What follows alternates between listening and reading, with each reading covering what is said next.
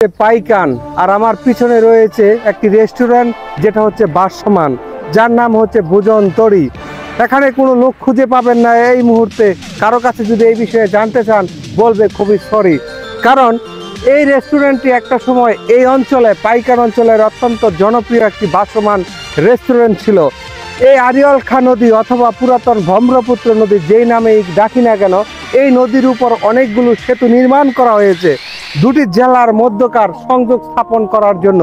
এই পাশে রয়েছে কিশোরগঞ্জ জেলার, ওই পাশে রয়েছে নরসিংদী জেলা, আর দুটি জেলার মধ্যে বিচ্ছেদ ঘটিয়েছে এই নদীটি।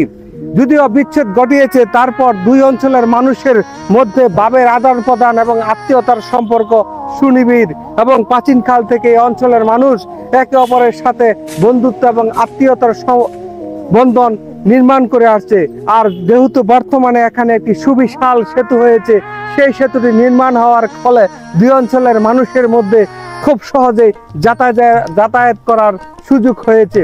এই সেতুর উপর দিয়ে প্রতিদিন শত শত দিতে পারবে বিভিন্ন বড় বড় গাড়ি, কিন্তু আসলে বাস্তবতার ক্ষেত্রে এই সেতুটির উপর দিয়ে এরকম বড় বড় কোনো গাড়ি দেয় না পারি। ছোট ছোট অটো, সিএনজি এবং বড় গাড়ি ব্যতীত বিশেষ করে এই অঞ্চলে চলাচলরত গাড়িগুলি সবচেয়ে বেশি এই সেতুটি দেয় পারি।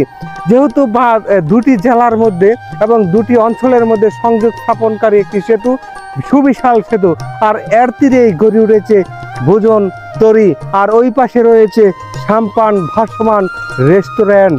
আর দুটি রেস্টুরেন্টের প্রতিযোগিতায় এখানে একটা সময় অনেক লোকই আসতো, আর এই ওই সাম্পানে এবং ভোজন তরিতে বাসতো, বেছে বেছে তাদের পছন্দের খাবারগুলি খেত।